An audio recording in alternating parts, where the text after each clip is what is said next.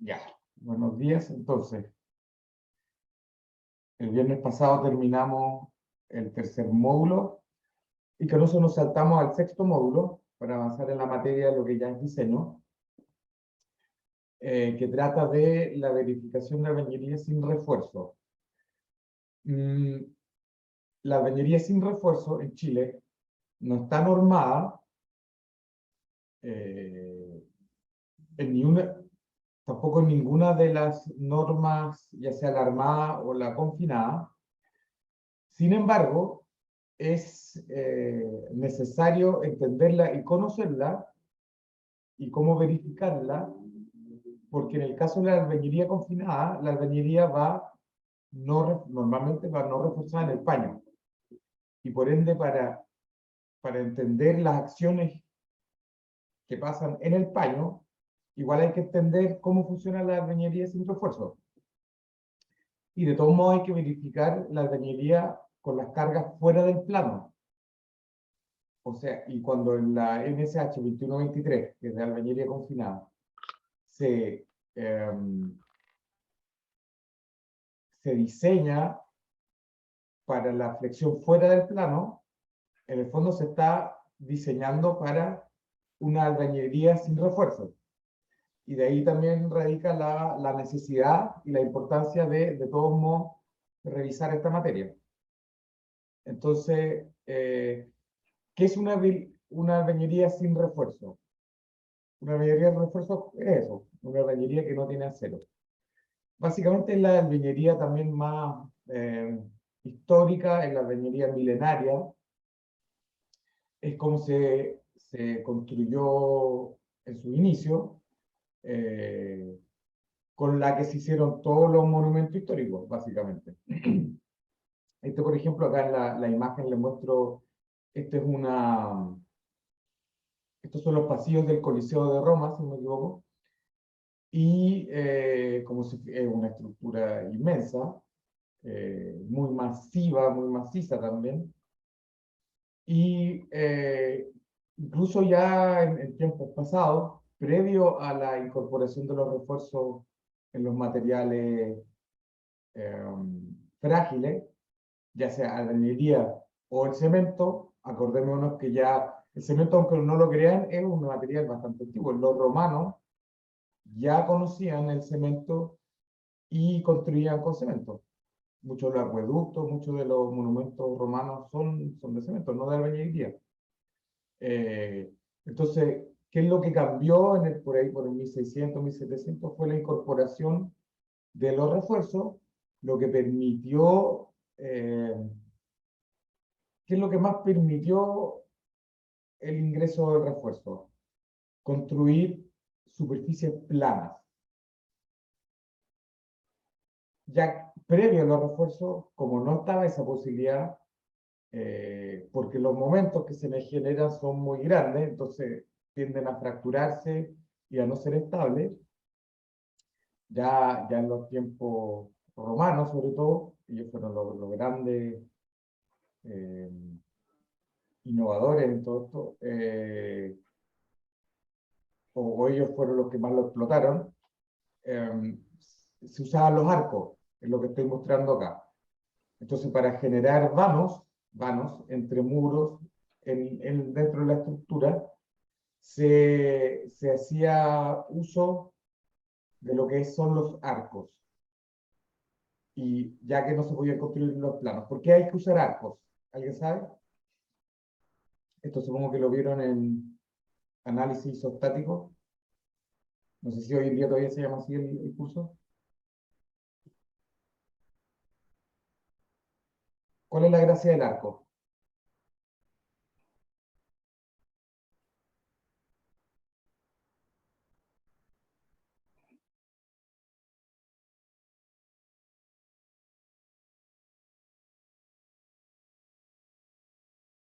¿Por qué el arco es estable y, por ejemplo, una losa que no esté reforzada no?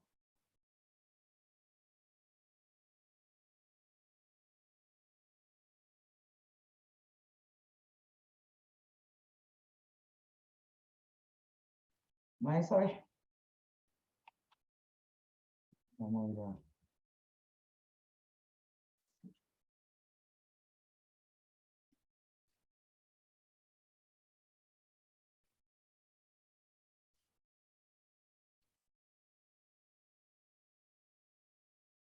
Si nosotros tenemos un muro, una catedral, no sé lo que es, que es estructura antigua, y tenemos un arco, tenemos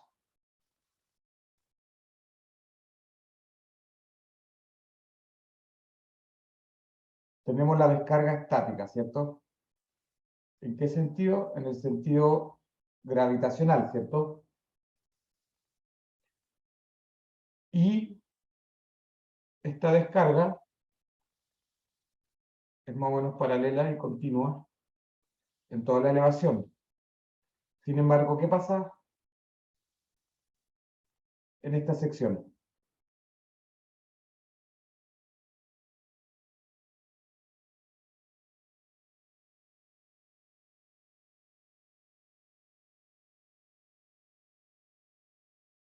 ¿No vieron efecto de arco en fundaciones? ¿Por qué se puede cavar un túnel, por ejemplo? En tierra, por ejemplo, en arcillas o gravas bien cementadas. ¿Y por qué no se puede construir en arena? Por la cohesión. Exactamente. ¿La albañilería tiene cierta cohesión? ¿O el cemento? Claro, tendría más cohesión. Sí, o sea, no se llama cohesión para esos dos materiales, pero aunque nosotros siempre suponemos que que la capacidad de atracción es nula, eso es una idealización, todos estamos de acuerdo, ¿cierto? Todos sabemos que eh, los materiales, incluso los materiales frágiles, tienen cierta capacidad a la atracción. Si bien es mucho menor a la de compresión, la tiene. Por el hecho de tener esta especie de cohesión, llámese resistencia a la atracción, y la geometría, que es ahí donde entra el tema del arco, este material es capaz de soportar una desviación de las tensiones. Entonces el campo de tensiones pasa a ser algo así, ¿cierto? Se desvía.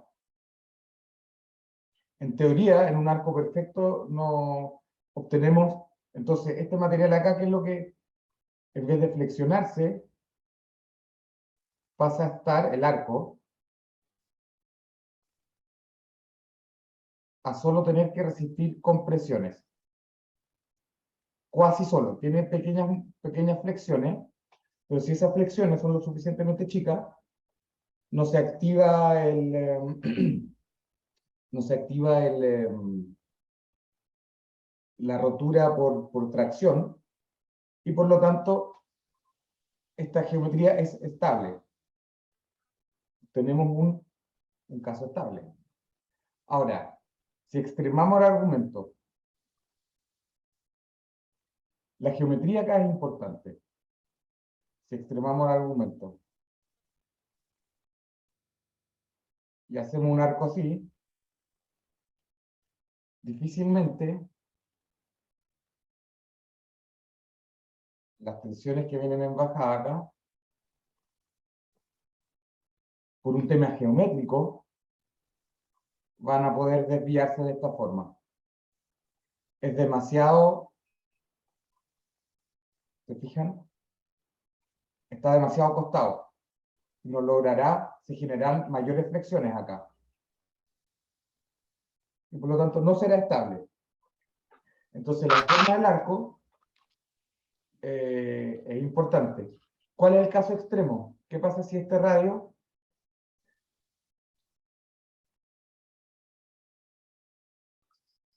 de curvatura tiende a infinito? ¿Qué pasa? ¿Qué obtenemos?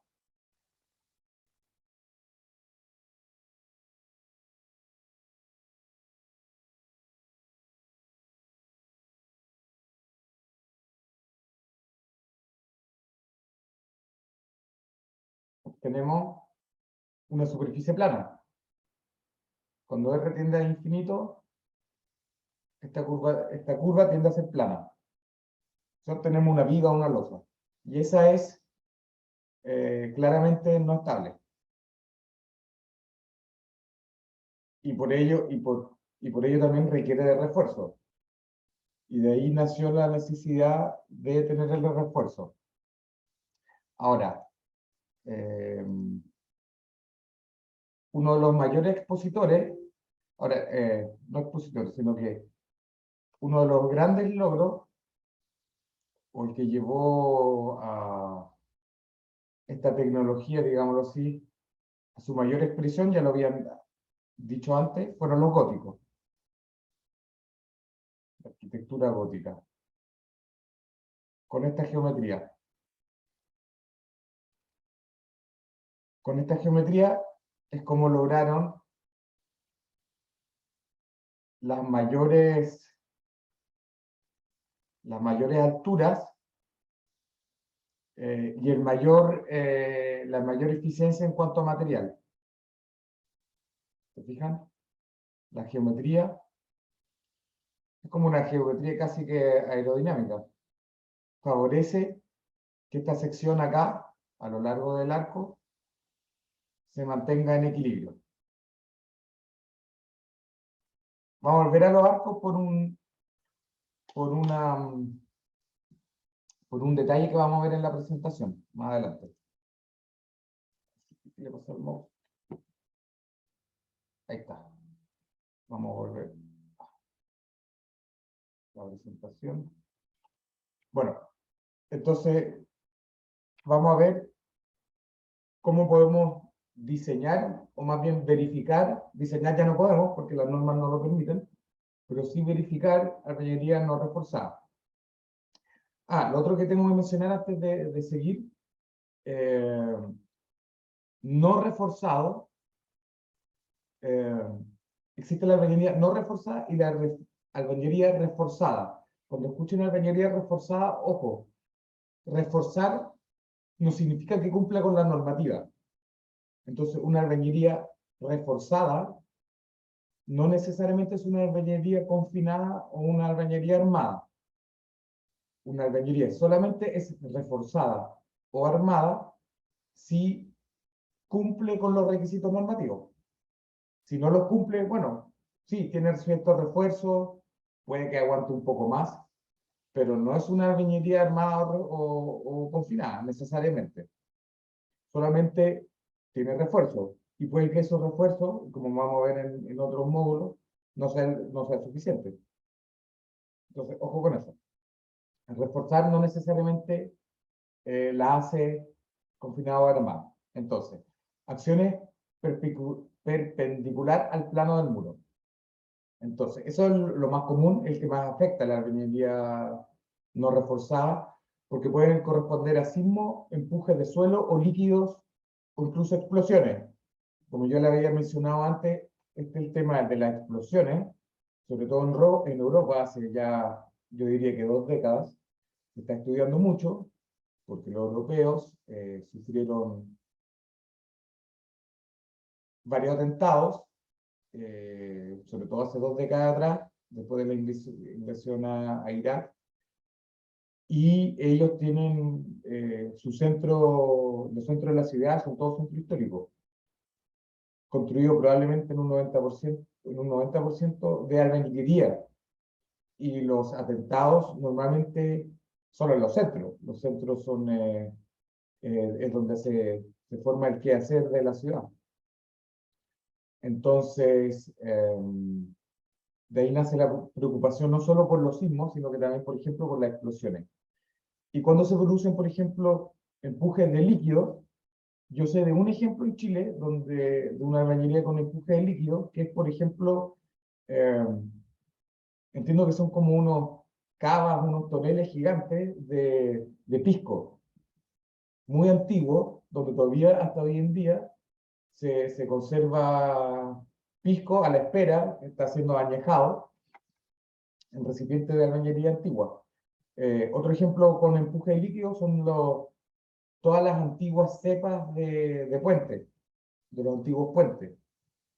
En general son de albañilería. ¿Por qué? Porque tiene una mucho mayor resistencia al agua que el hormigón armado, y antiguamente, por lo tanto, se construían en albañilería.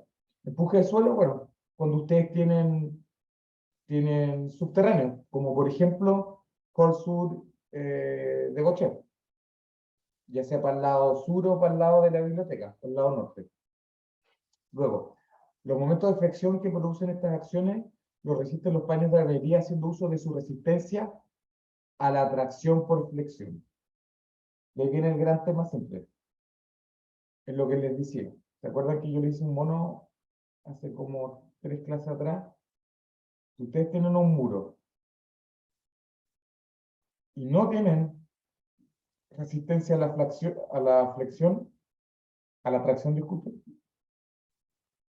ante una carga sísmica, esto se transforma en un problema geométrico. Este se transforma en un elemento rígido de moción, de movimiento rígido. En inglés se llama body motion, o sea, un movimiento de cuerpo rígido.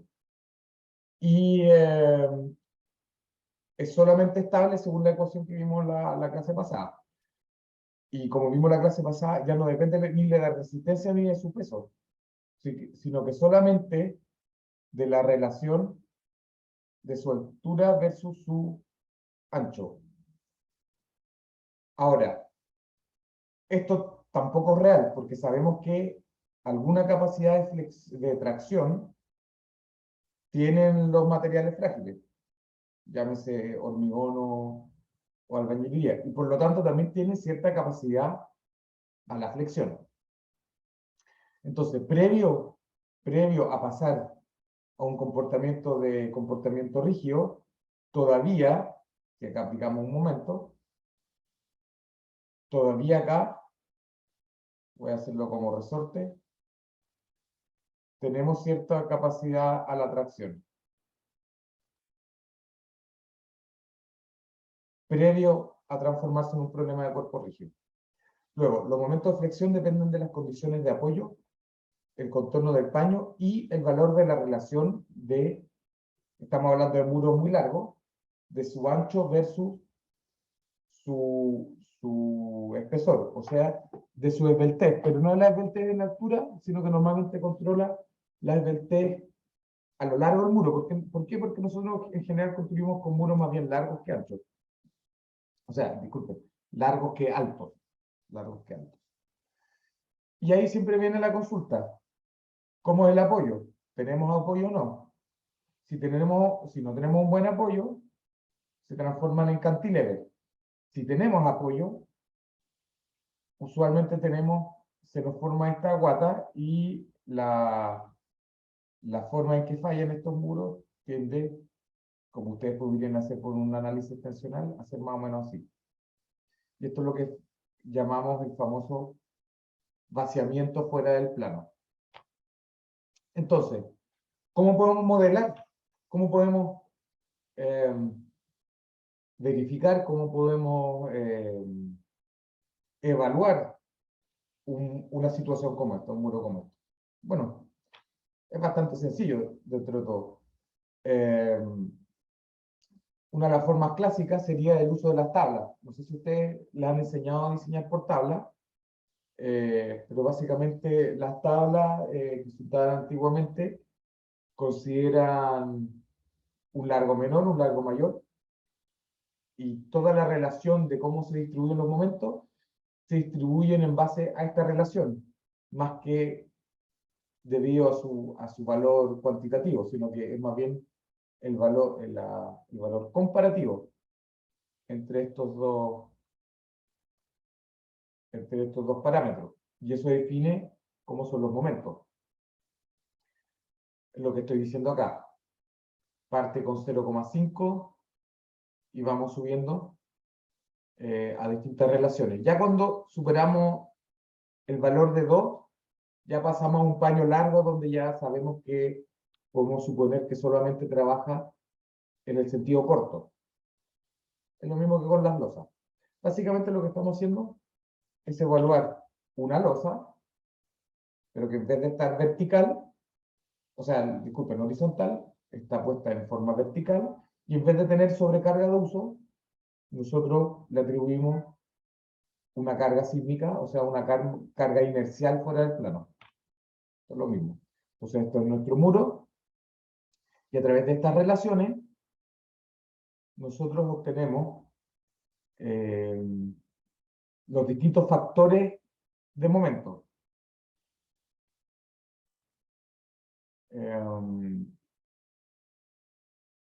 Tal vez esto lo podemos ver en una futura auxiliar, el cómo se usan estas tablas y cómo usamos estos factores para justamente obtener estos valores. Básicamente, pero es bien sencillo, básicamente ustedes obtienen estos factores y después los multiplican por la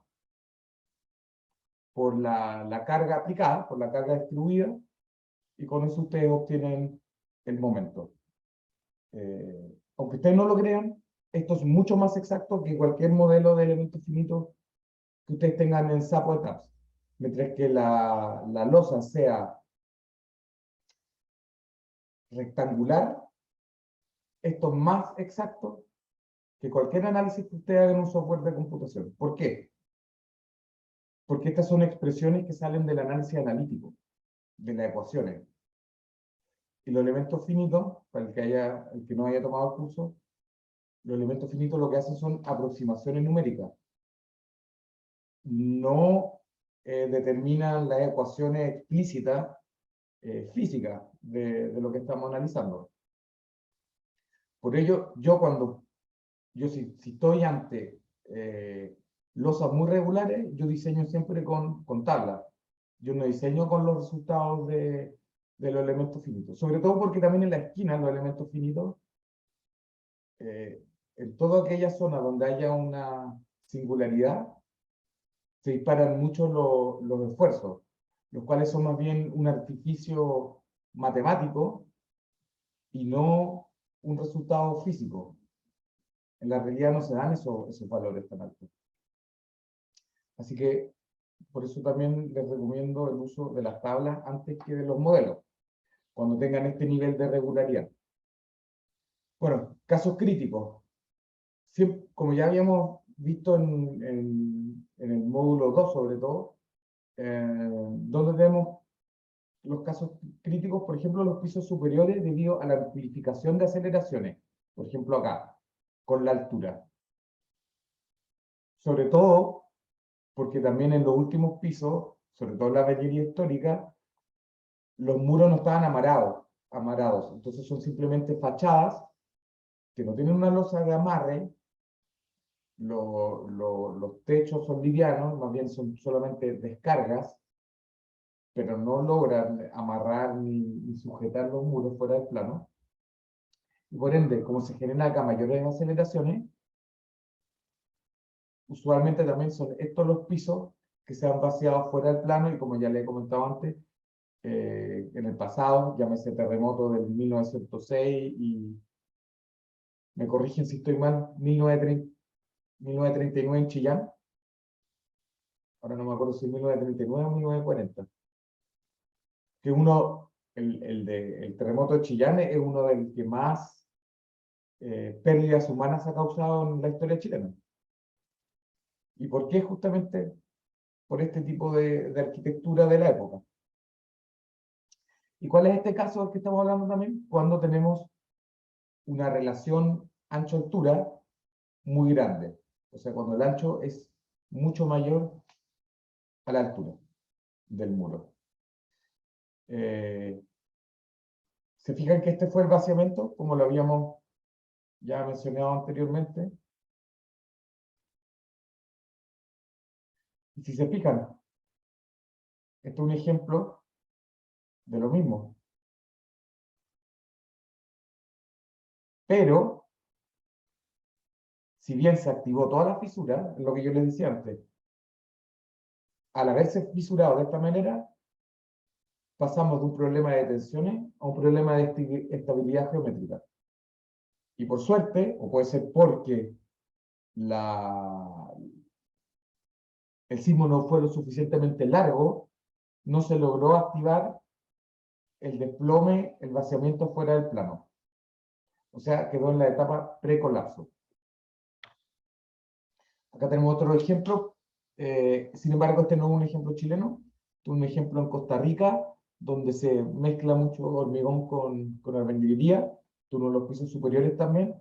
De acá podemos ver claramente lo que ustedes hubiesen esperado en una losa. ¿Cómo se fisura una losa? Ante su carga fuera del plano, ya una losa regular, apoyado en toda la esquina, o apoyado en toda su arista. Esta es la forma de falla. Y tal cual lo esperado. Acá lo mismo, se nota acá. ¿Se fijan? Entonces esto no solo es teoría, esto también es la práctica, esto se observa, esto es así. Otro ejemplo, ¿qué tenemos acá? Tenemos el mismo daño, pero este ejemplo es interesante. ¿Por qué? ¿Por qué se generó en el segundo piso? O le voy a preguntar de otra forma. ¿Qué le faltó a este diseño?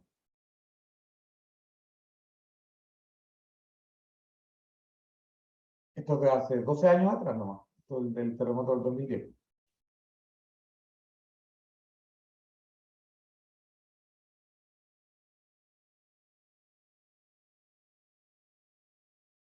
¿Por qué solo se fisuró en el segundo piso?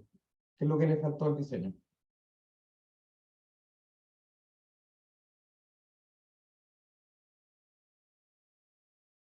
Confinamiento. No se escuchó.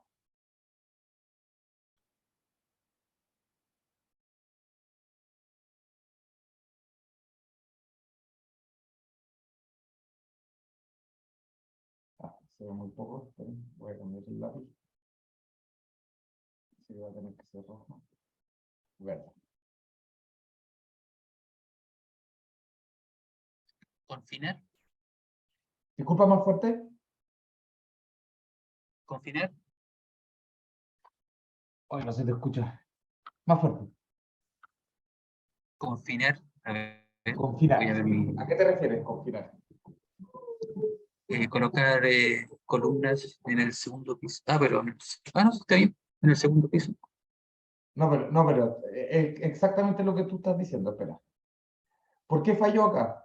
Porque como ya habíamos dicho, acá tenemos una relación ancho-largo muy grande, ¿cierto? ¿Por qué no falló el primer piso? Porque los paños son más cortos porque hay contrafuerte. Exactamente. Acá lo voy a hacer así. Mientras que en este caso es al revés. H es mucho más grande que el ancho. Entonces, ¿cómo podríamos haber mejorado este diseño? Llevando estos contrafuertes, esa es la palabra que estaba buscando, que bueno que ya la conozcan. Llevando estos contrafuertes en toda la altura, ¿se fijan? Si los contrafuertes hubiesen sido extendidos, esta casa no hubiese tenido ese problema. Los contrafuertes achican esta relación y resisten la carga fuera del plano. Y con eso, ya una estructura, una albañilería no reforzada, es viable en un país sísmico como Chile. ¿Cuáles estructuras tienen contrafuertes? Por ejemplo, fíjense, las iglesias. Las iglesias tienen muros muy altos de albañilería y por lo mismo, si se fijan por fuera, en general las iglesias chilenas tienen contrafuertes, grandes contrafuertes. Es justamente por eso, es para crear. Antes los arquitectos construían, no los ingenieros civiles, los ingenieros estructurales somos más bien una especialidad bastante moderna. Antes el gran maestro, los arquitectos, y ellos generaron estas reglas geométricas eh, con, observando la experiencia empírica, no necesariamente entendiendo el trasfondo físico de esto. la ciencia detrás de esto. Pero ya entendieron que poniendo contrafuerte, los contrafuertes iban a tomar la carga sísmica fuera del plano y que con eso ellos evitaban la caída fuera del plano de los muros. Y así es como nace, bueno, ese tipo de arquitectura. Ahora, los daños no solamente necesariamente son fuera del plano, en la albañilería no reforzada, sino que también pueden estar contenidos en los muros. Sobre todo, cuando se tiene, y esto es muy importante, buena unión. Lo anterior, lo que discutíamos, se da si los muros son muy largos o si no hay una buena unión, porque se transforma en cantilever. Ahora, si tenemos una buena unión entre muros, podemos, de cierta forma, forzar a la estructura a trabajar en sus planos. Y si trabaja en sus planos, puede que ya no sea el vaciamiento fuera del plano el que gobierne la resistencia, sino que tal vez sea el corte en el plano. Entonces, pueden corresponder a peso propio, sobrecargas de uso, sismo, etc. También la sobrecarga en el plano, porque es vertical, ¿cierto? Los esfuerzos de corte y los momentos de flexión en el plano del muro que producen estas acciones los resisten los paños de albañilería haciendo uso de su resistencia a la atracción. Resistencia que está controlada por la adherencia entre el mortero y la unidad. Y las fuerzas axiales de compresión las resisten los paños de albañilería con su resistencia a la compresión.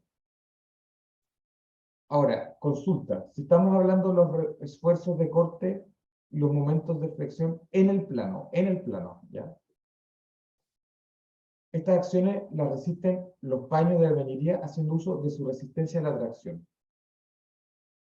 Consulta. Si yo tengo un muro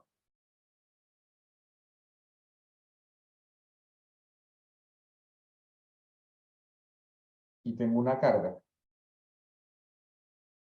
en el plano, ¿qué me genera corte en el plano de ese muro? ¿Qué me genera? Se me genera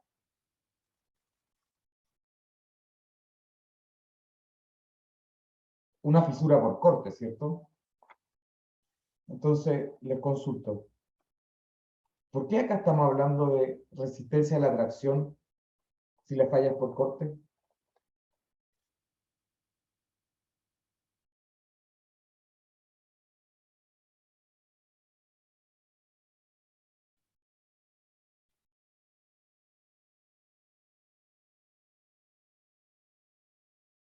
¿Por qué no decimos haciendo uso de su resistencia al corte?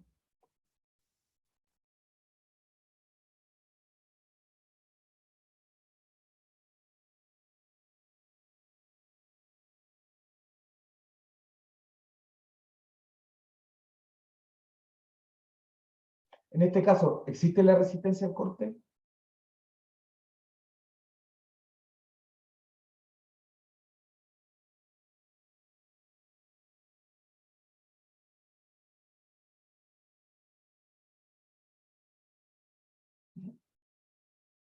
Voy a decir algo polémico, pero yo argumentaría que para muros la resistencia al corte no existe, para muros al menos no reforzados. Si ustedes analizan, ¿se acuerdan de el análisis de las tensiones?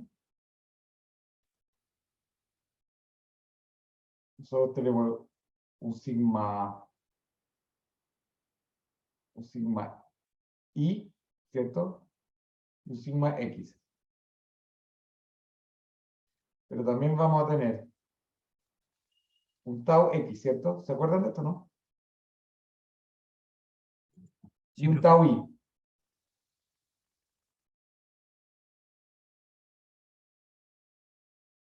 Pero si se acuerdan, si esto lo llevan, ustedes, ¿se acuerdan del axioma? Existe un plano, una dirección de carga, en la cual no tenemos tracciones, ¿cierto? O sea, tensiones de corte. Existe un plano en la cual tenemos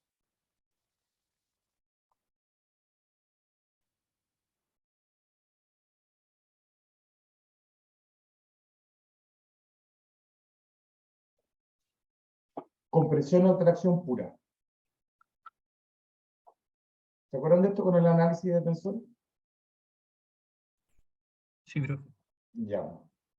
Si ustedes analizan lo que pasa en un elemento, análisis de esfuerzo, en un elemento acá, ustedes se darán cuenta que esta fisura falla por tracción, por este sigma 1. En verdad el sigma 2, normalmente es más chico, pero eso es una convención nomás. Estoy poniendo sigma 1. En la tracción y sigma, y la mayor es la compresión, o la menos traccionada. La mayor tracción es el número más chico, pero no importa, es un tema de convención nomás. En el fondo, el corte que le estamos imponiendo a este muro lleva a que el muro ya no resista la atracción que se genera en su dirección del análisis de las tensiones principales. Y es por eso que falla el muro, es por eso que se genera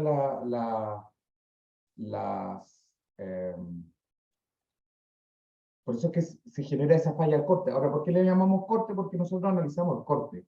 Y en base a eso hemos generado resistencias, manuales, guías, pero en estricto rigor, desde un punto de vista tensional, la falla no es por corte, es por tracción en esa zona, en sentido perpendicular al sentido de la carga, de la fisura que se nos está generando. Lo mismo, por ejemplo, otro ejemplo, un ensayo a compresión de un prisma.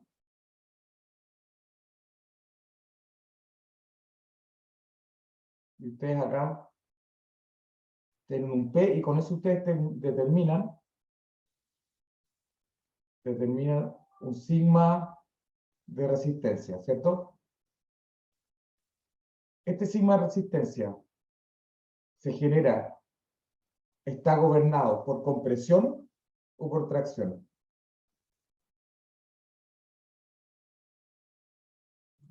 Por tracción.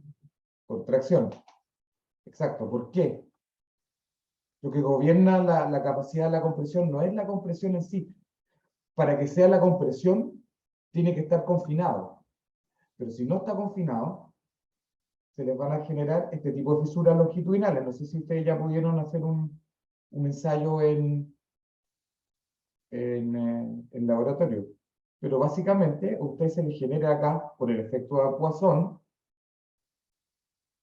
nuevamente, la compresión genera tracciones, porque se hincha, porque se tiende a hinchar por el efecto de Poisson. El Poisson es básicamente esto.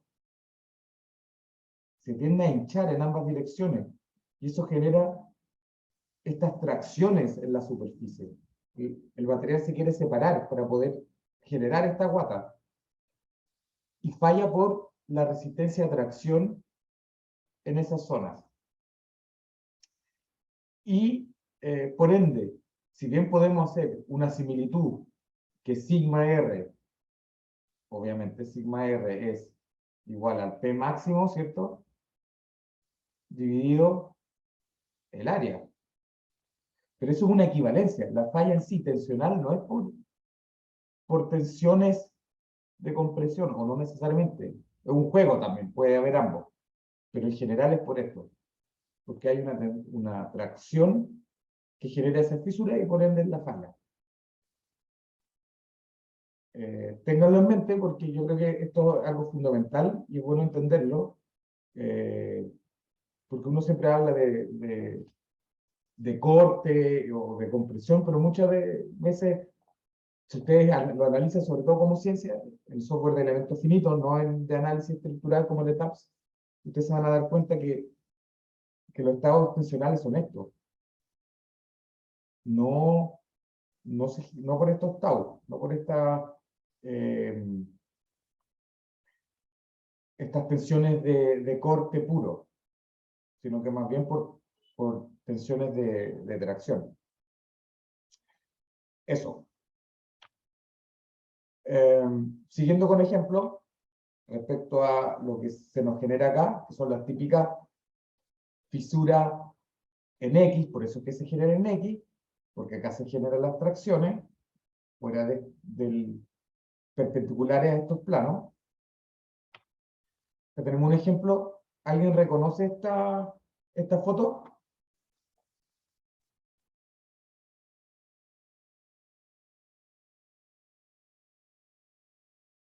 ¿Alguien ubica este lugar? ¿O les parece familiar al menos?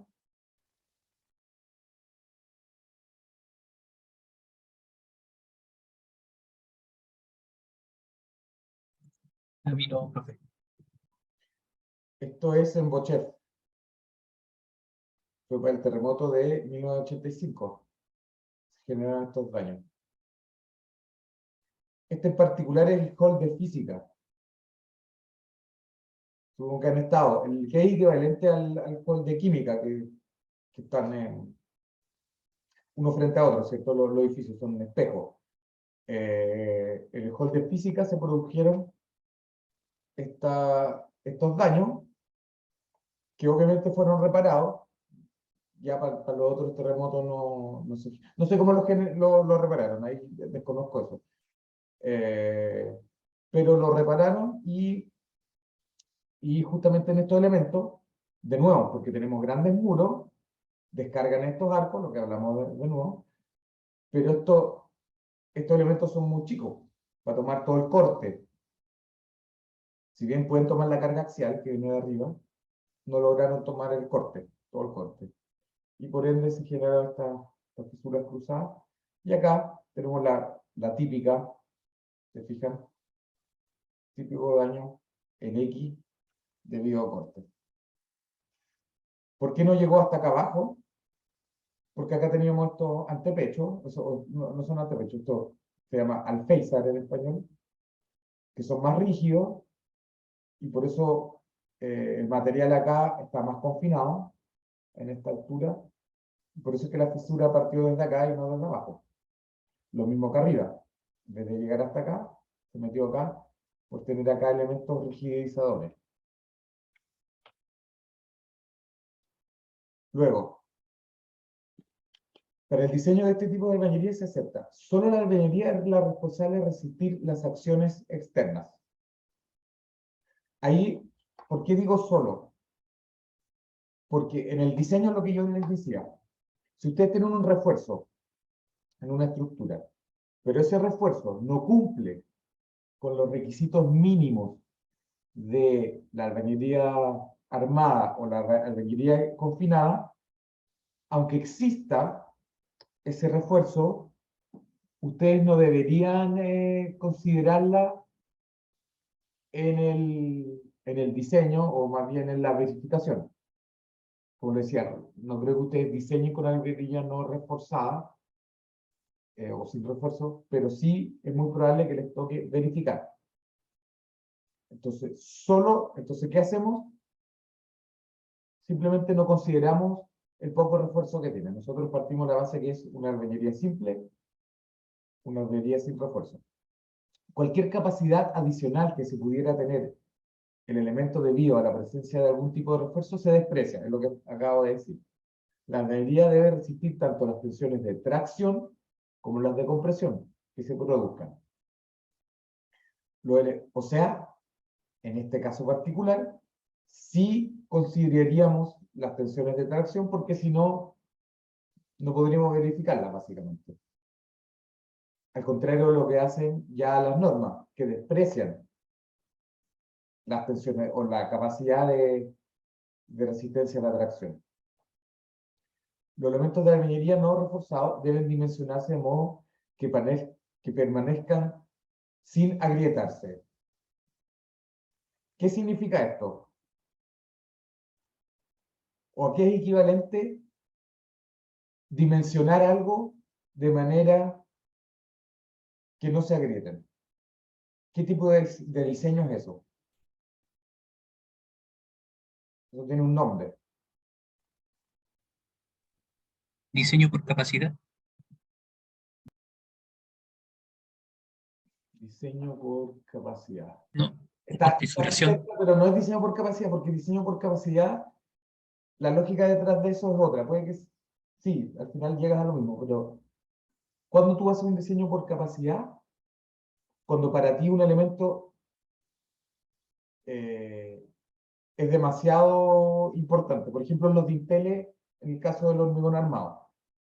Entonces, los dinteles en puertas, por ejemplo, en edificios se diseñan por capacidad, porque es muy probable que te fallen por corte. Entonces, la armadura que lleva es para el máximo corte que resiste la sección, ¿cierto? Eso es un diseño por capacidad, pero está muy cerca. Es un diseño, lo hemos hablado en los módulos anteriores.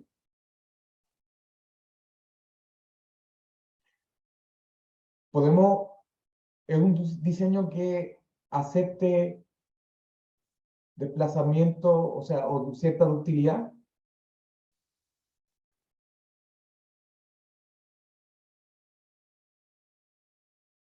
No, porque la ductilidad implícitamente nos indica que se produce cierto daño. Y ese es el que nosotros en el diseño controlamos normalmente. Entonces, ¿qué diferencia a ese tipo de diseño al sin agrietarse? Que el sin agrietarse es un sinónimo de de diseño elástico. Esto de acá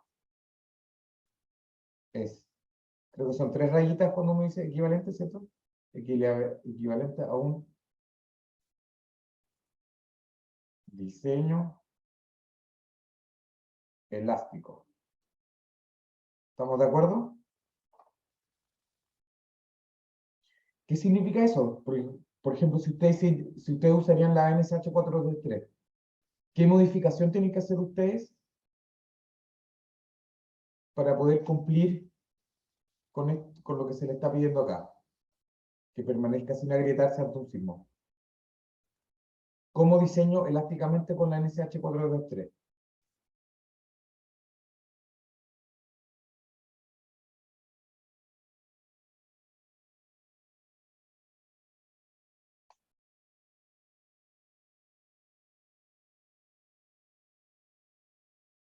¿Qué es lo que tengo que hacer con el espectro de diseño?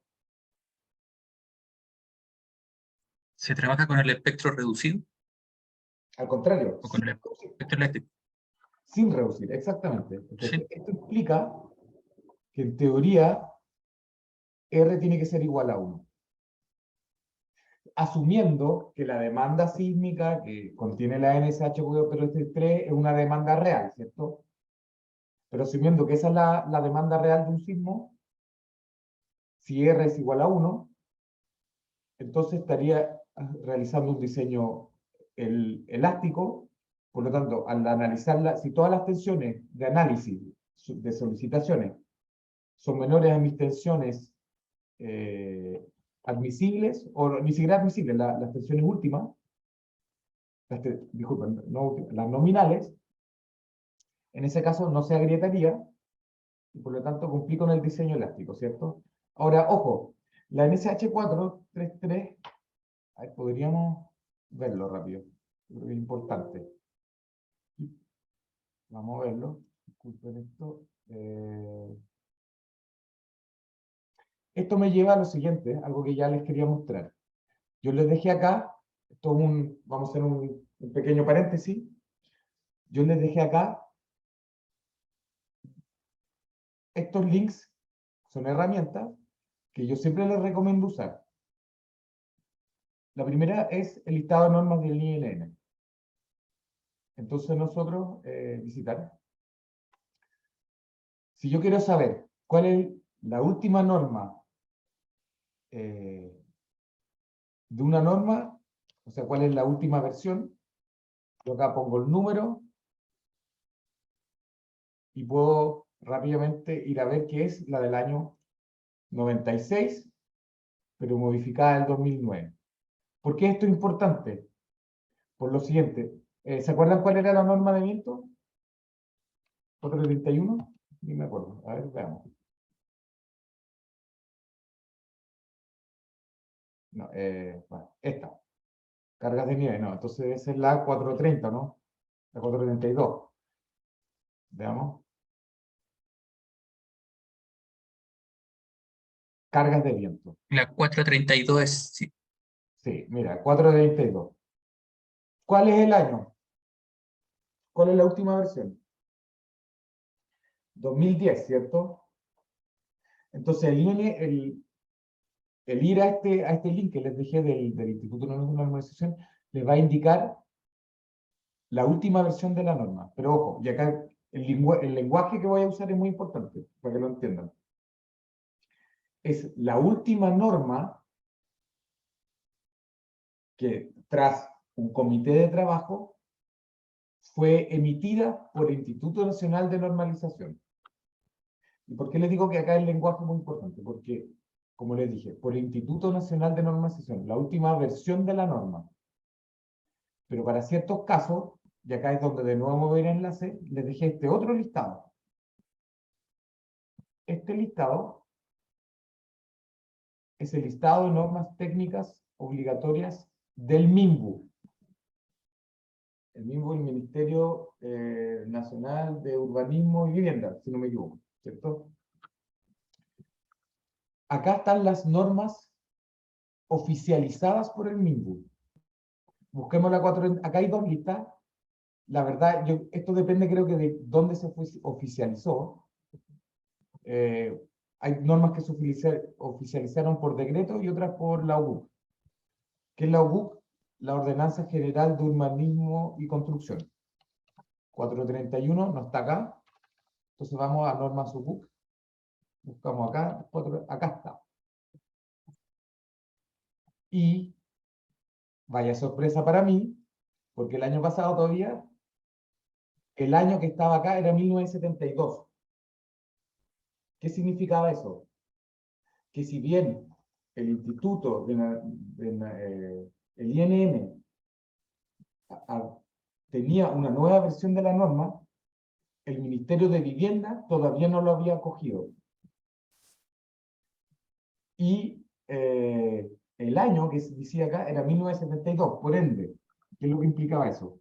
Que para viviendas, ustedes, si bien había una nueva norma en el INN, ustedes deberían de usar la de 1972. Veo que hace poco, no sé cuándo, voy a investigarlo, esto lo cambiaron y por fin, 12 años después, también la recogió el MIMBU. Para términos legales, yo les recomiendo siempre usar la última versión que registre el MIMBU. Esto, el listado de normas técnicas obligatorias, acá lo dice, obligatorias. Y no la última versión publicada por el INN. Prevalece siempre, porque acá en Chile las normas son leyes, es una obligación legal seguir las normas acá en Chile, no en todos los países es así, podemos hablar en otro momento de eso, pero en Chile las normas son leyes, hay que regirse por las normas. Si hay normas, hay que seguirlas. ¿Y cuál es la que hay que seguir? La que sea la obligatoria, la que disponga el mismo. Ahora, ¿cuál es la gracia? Y les voy a mostrar esto también. Ustedes, si no tienen la norma, hay que comprarla. Es lo que yo les estoy mostrando acá. Y son bien caritas, fíjense. La norma de viento vale 70.800 pesos. Y si ustedes quieren usarla, tienen que comprarla. La gracia es que las normas más usadas, es un tema democrático para que todos podamos usarla y no dependamos del costo económico de la compra. El mismo pone a disposición de ustedes, esto les va a servir para el trabajo que ustedes tienen que realizar, yo también lo hago. Ustedes la pueden ver online. Ustedes no necesitan tenerla en PDF.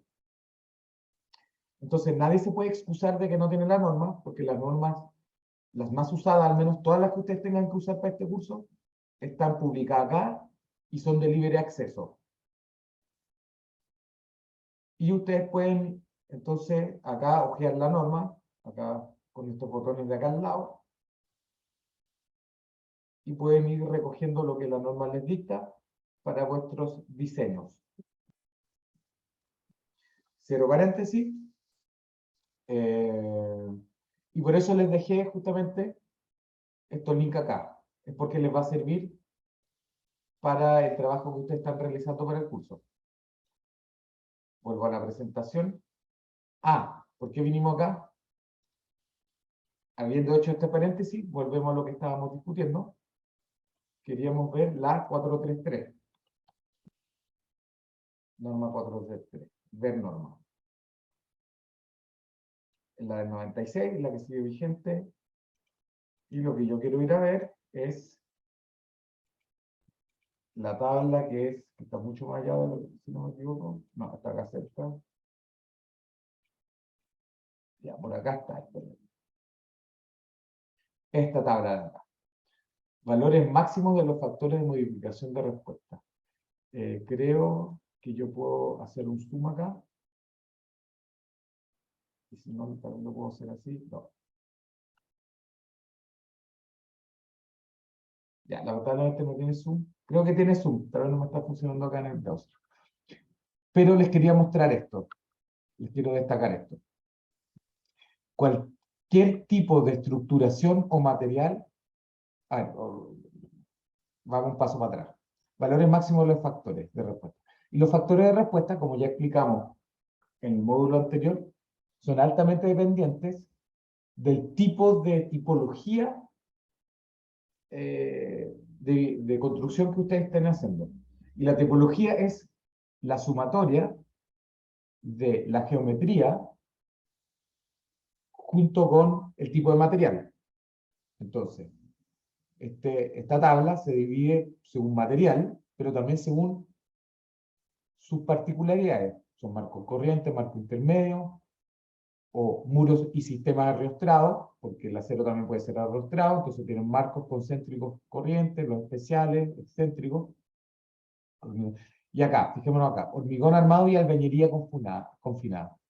Si se cumple el criterio A, tienen estos valores de R, y si no, este otro. ¿Qué es lo que nos dice? Hay que ver el punto 2, criterio A. Los muros de hormigón armado deben tomar en cada piso el 50% del esfuerzo de corte del piso. O sea, si ustedes tienen una albañilería armada o confinada, y los muros o los pilares, por ejemplo, en el muro de albañilería confinada, si ustedes les ponen muchos pilares, y los pilares o los machones de hormigón armado que ustedes tienen, toman más del 50% del esfuerzo de corte del piso, de todos los pisos, ustedes tienen que hacerlo por piso el análisis, entonces, fíjense, ustedes pueden usar estos valores de R, que es lo que nos indican que ese tipo de sistemas tienen mucha mayor ductilidad. Si no se cumple, si los elementos de hormigón toman menos del 50%, fíjense, cae muchísimo lo que nosotros le asignamos como ductilidad a este tipo de sistema, al de albañilería armada o confinada. Yo no sé por qué lo hicieron así, porque acá dice albañilería armada o confinada, después está acá como albañilería confinada, 4. Pero si ustedes tienen muchos pilares o tienen machones también entre medio que toman mucho corte, pueden usar esto si es que se cumple el criterio A. Ahora, nosotros estamos conversando en este módulo de la albañilería no reforzada, o sea, aquella que no cumple con las normas de albañilería armada o confinada, o sea, téngase o no se tenga refuerzo, y aunque tenga refuerzo, si no cumple con lo que se exige para la albañilería armada o confinada, ustedes tienen este punto de acá.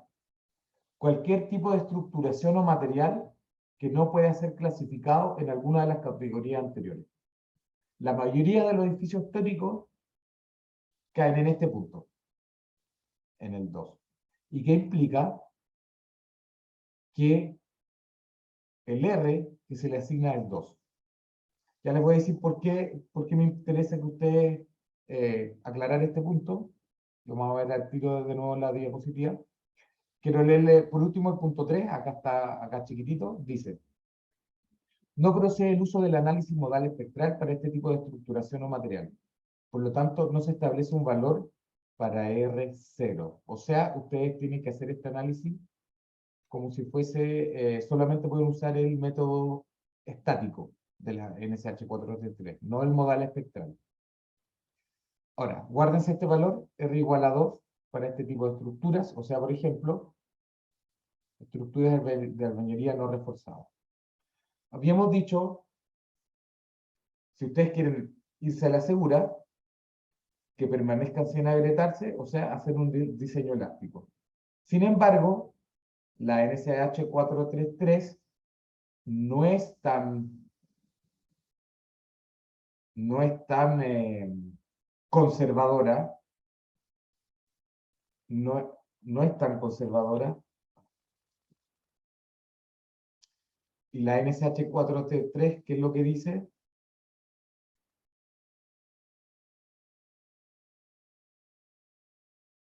Dice que R puede ser igual a 2. O sea, dice, algo de ductilidad tienen los materiales, incluso los materiales muy frágiles. Si se quieren ir a la segura, R igual a 1. Pero la NSH433 les pide R igual a 2. Ya. Cierro paréntesis, todos los paréntesis que hicimos y seguimos con la presentación.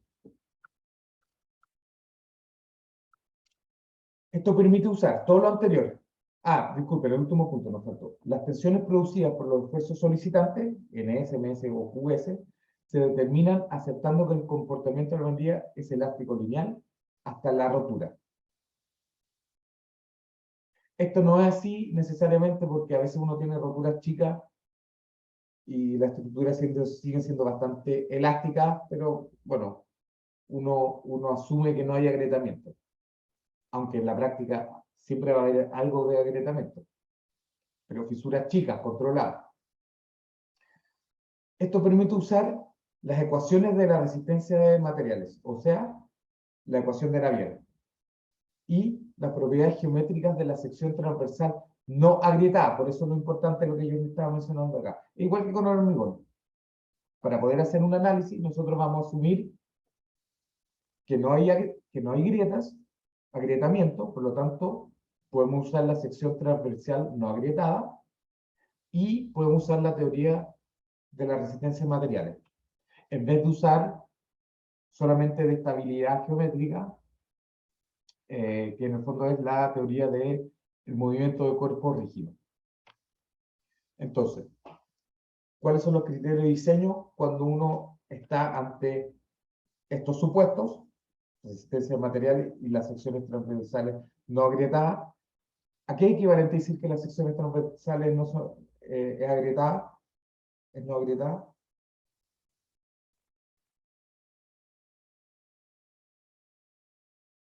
Si se acuerdan, es que la cara de un muro se mantenga paralela ante la flexión. Planas. Las caras permanecen planas. Eso es otra forma de decir lo mismo. Entonces, acción fuera de plano. Este es el corte de un muro. Por ende, si nosotros aplicamos una flexión, en flexión pura, o sea, no tenemos compresión, se nos genera esta distribución de tensiones, de tensiones, disculpen, donde FB es la parte de tracción comprimida, y acá tenemos el FT, no lo estoy poniendo acá, pero tenemos FT, la parte traccionada. ¿Y quién va a controlar, en este caso, la resistencia? La tracción, la parte traccionada, porque sabemos que en materiales frágiles es la tracción la que tiene menor resistencia. Por otro lado, acción en el plano. Tenemos la distribución de tensiones normales cuando predomina el efecto de esfuerzo axial.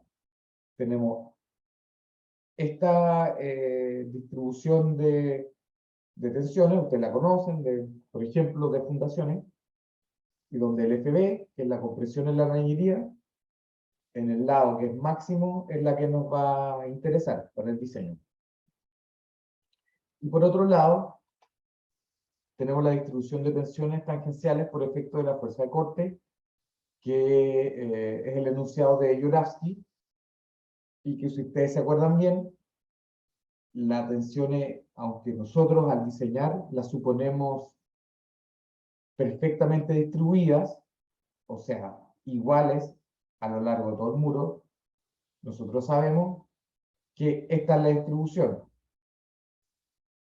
Es más grande, se manifiesta más en la mitad del muro que en los bordes. ¿Estamos de acuerdo? ¿Se acuerdan de eso? Ahora, ustedes saben, por un tema de diseño nosotros simplemente multiplicamos, ¿se acuerdan? 0,85, lo transformamos en algo así. ¿No? En el diseño, más bien, para simplificarnos la vida, no lo hacemos según Dvořáčky, sino en cierto sentido las promediamos.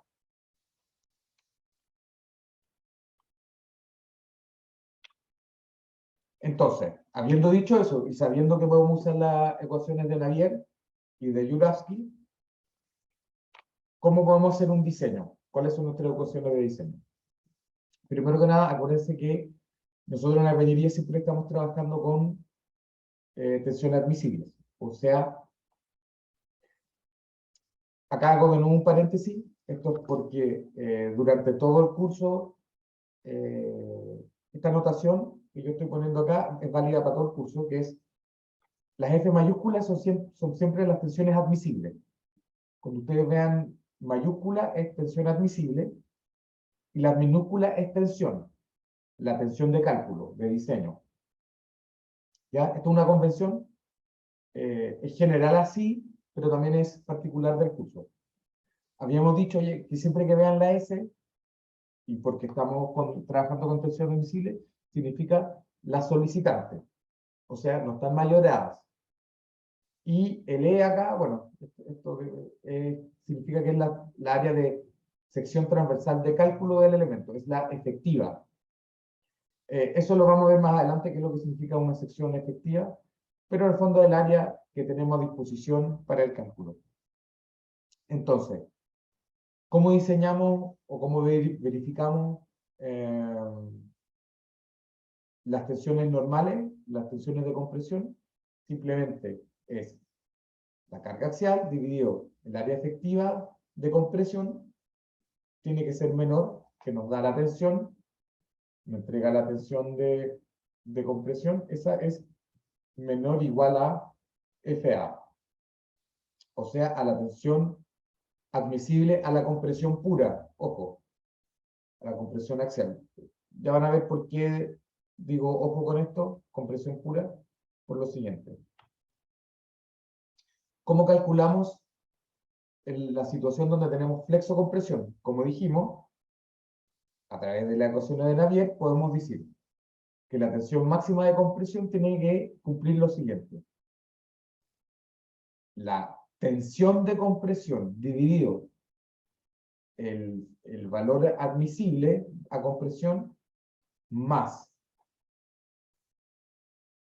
el momento solicitante dividido el módulo elástico. ¿Se acuerdan lo que es el módulo elástico? Esto lo voy a explicar rápido. Acuérdense que el módulo elástico es W, es igual a la inercia de la sección dividido X máximo. O sea, la distancia más lejana al centro neutro. Esto es W. Entonces, dividido el módulo elástico, la sección elástica, dividido FM, ojo, ¿qué es FM? Tensión admisible de compresión por flexión de la albañilería. Yo ya estoy haciendo esta distinción porque las normas trabajan así.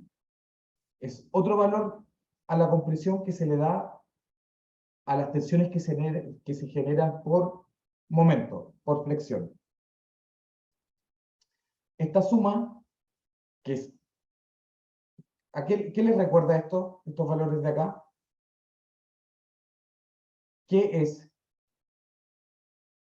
en estricto de rigor, qué es una tensión solicitante dividido su tensión admisible?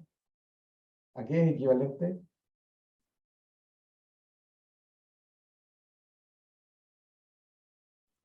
Factor de seguridad. Sí, pero al revés. Ah, entonces, El factor de de utilización. utilización. Son inversamente proporcionales. El factor de seguridad es 1 dividido el factor de utilización. Pero en el fondo, el factor de utilización. Ojo que en verdad, en estricto rigor, deberíamos de trabajar con factor de seguridad, pero cuando las cargas son chicos dan un número muy grande, entonces por eso a mí no me gusta mucho. Entonces, pero como son equivalentes, y eso tiene que ser menor o igual a 1 o 1,33. ¿De qué depende si es 1 o 1,33? Ya lo hablamos, ¿se acuerdan?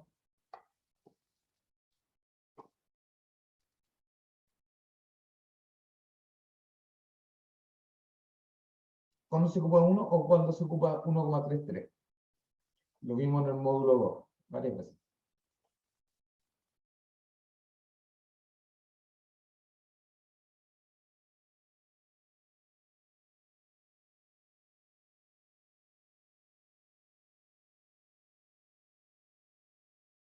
¿O a qué pregunto de otra forma, ¿a qué se debe que estoy poniendo dos valores?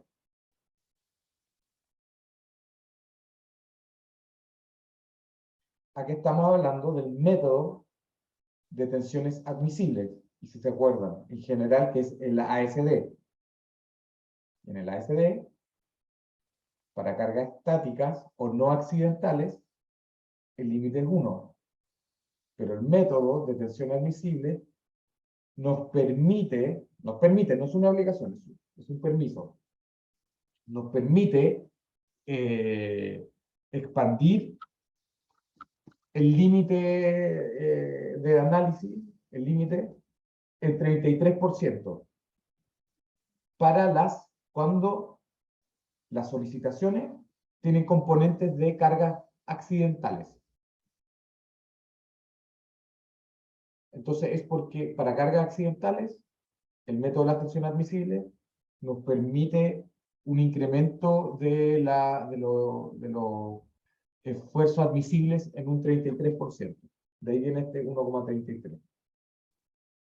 Ahora, la tensión máxima de tracción es básicamente lo mismo, el mismo FU, pero esta vez lo invertimos, ya que sabemos que es MS menos BE menos NSAE por Navier, ustedes ya lo han visto en otros cursos, nos da la mayor tracción, es lo que vimos acá. La mayor tracción, acá en verdad. Si el momento es muy grande, vamos a generar una tracción acá. ¿Cómo se calcula esa tracción? Mediante esta ecuación, Navier. Y eso tiene que ser menor o igual a FBT. ¿Qué es FBT? Esto está en las normas. Tensión admisible de tracción por flexión de la mañería. Entonces es una tensión que le entrega la norma y ustedes tienen que cumplir con esto. Ojo, que esto solo es válido, obviamente, si ustedes tienen tracciones. ¿Por qué digo eso? Porque acá dice, esta verificación solo debe hacerse cuando el centro de solicitación cae fuera del núcleo central de la sección transversal. ¿Ustedes se acuerdan lo que es el centro de el núcleo central?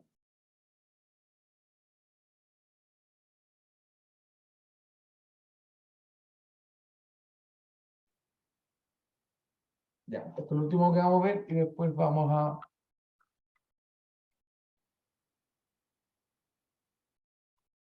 Si ustedes tienen un muro, esto puede ser un muro, cualquier cosa. Y ustedes tienen una carga axial y un momento flectante, ¿se acuerdan? Esto es equivalente a decir, acá ustedes tienen la línea neutra, esto es equivalente a decir que nosotros tenemos una carga acá, P, donde esto es la excentricidad. ¿Estamos de acuerdo hasta ahí? O sea, E es igual a M dividido P. ¿Estamos de acuerdo? Afirmativo. Entonces, y esto lo vieron probablemente en fundaciones, porque esto se usa en fundaciones. Existe una cosa que se llama el núcleo central. ¿Y qué es lo que dice esto? Dice que si E es menor igual que L sextos, los sextos largos, eso implica que la tensión mínima es menor que 0, o sea, es de compresión, lo voy a poner acá en paréntesis. ¿Qué quiere decir eso? Si P cae dentro del tercio del muro, dentro del tercio, lo voy a poner acá, esto es igual a L tercios. Si P cae dentro del tercio, ustedes no tienen tracciones en el muro. El momento no es suficientemente grande para generar tracciones en la parte más acá, obviamente. ¿Cierto?